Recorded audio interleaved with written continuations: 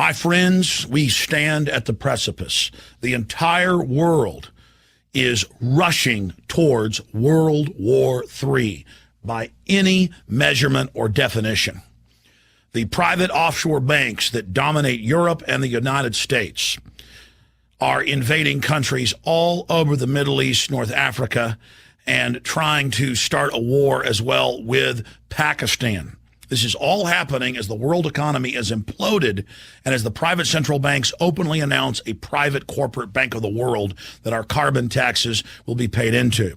Our sources inside the Pentagon in D.C. and at Fort Hood, Texas, as well as others, have confirmed that major armored divisions out of Fort Hood and other bases are set to be sent late in September into October into Libya, a full-scale ground war. Meanwhile, Obama comes out and says he doesn't need any authorization from Congress and that Libya is not a war. Now he's threatening to go into Sudan. They've got warships off the coast of Syria, and our media and senators are openly calling for war. The Russians are threatening to respond. Now the CIA has expanded drone attacks in Yemen, and that government, a supposed ally, is toppled. The former darling of the establishment, Hosni Mubarak, the 31-year dictator of Egypt, was overthrown by a U.S., British/Europe-backed military coup, and citizens are being arrested en masse. No protest is allowed. This is amazing. Al-Qaeda-backed forces in the east of Libya are now being augmented by U.S. and British special forces. But it doesn't stop there. Pakistan months ago told the United States, stop your thousands of drone attacks.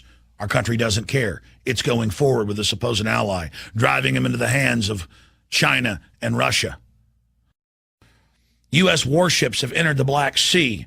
Russia is saying that this appears to be a provocation. China and Russia are warning that wider conflicts could erupt from this.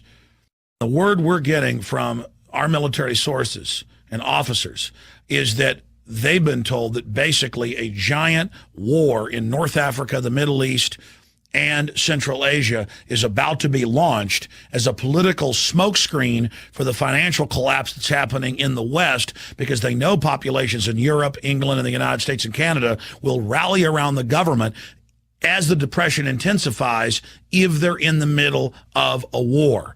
Also, the establishment can use staged terror attacks or provocateur attacks or real attacks launched by Muammar Gaddafi as a last-ditch effort to hold on to power.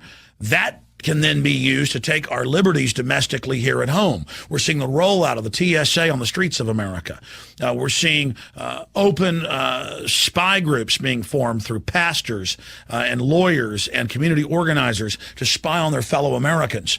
All of the classical forms of tyranny are now unfolding, and a giant multi-region war that will undoubtedly suck in China and Russia is now being launched.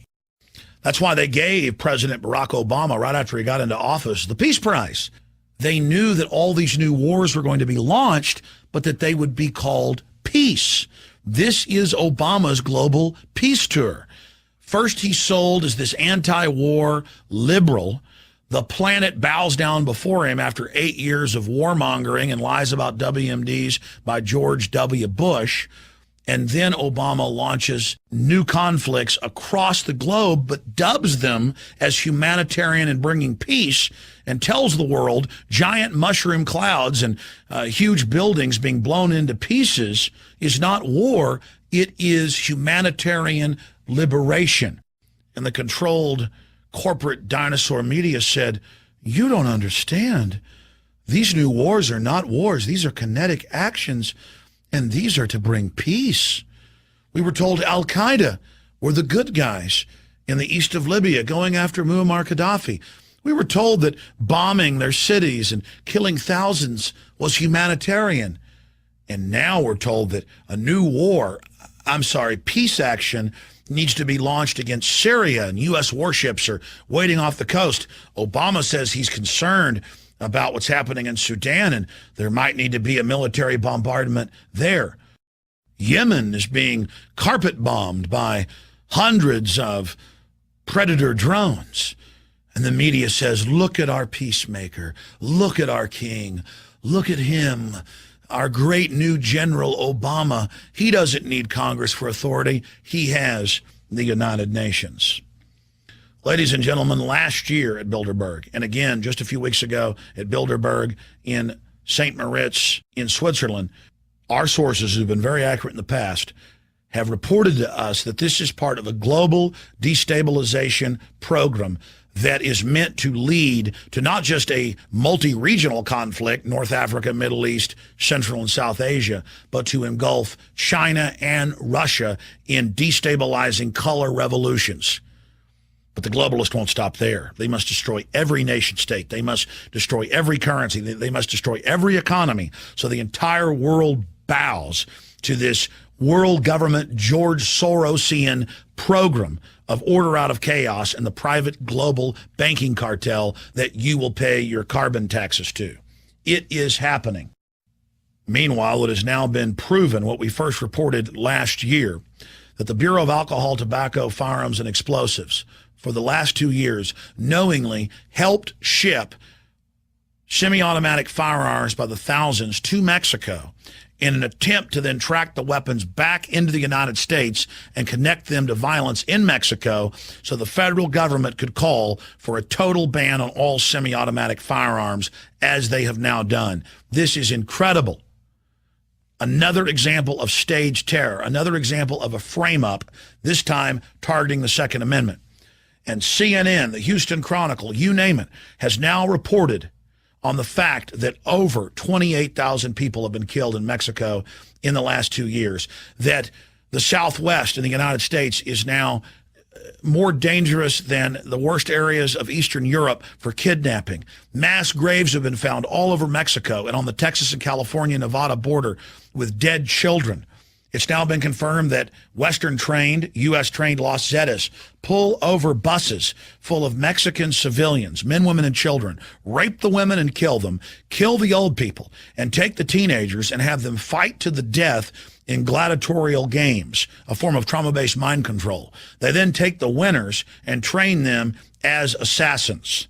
So understand, more people are dying a year on the Texas-Mexico border than died each year in Vietnam. A true war is going on. A completely collapsed society, a failed state, expanding into the United States, and it's not even on the radar. The media barely reports it. They've got their own giant armored vehicles. It's a full-on war financed by the criminal megabanks that are on record laundering more than $376 billion in just the last few years, are waging a war of drug consolidation, knocking out their competition in Mexico as the Latin American drugs are fed through southern North America.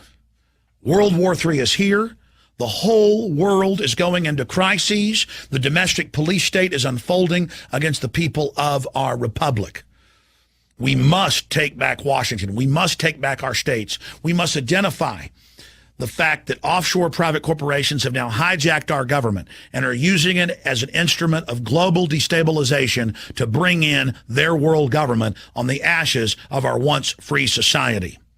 All of you Democrats that loved rebuking Bush for war, I certainly rebuked it as a constitutionalist, but all of you that thought it was trendy to be anti-war, now is the time to understand that we are at a serious crossroads and that Bush was only laying the groundwork for the next puppet that would come, Obama. Obama, the man of peace, the man of desolation, death, and destruction. This war that is about to engulf the world will be one of the most destructive, if not the most destructive in human history, and could lead to thermonuclear war. Please warn everyone you know. World War III is now upon us.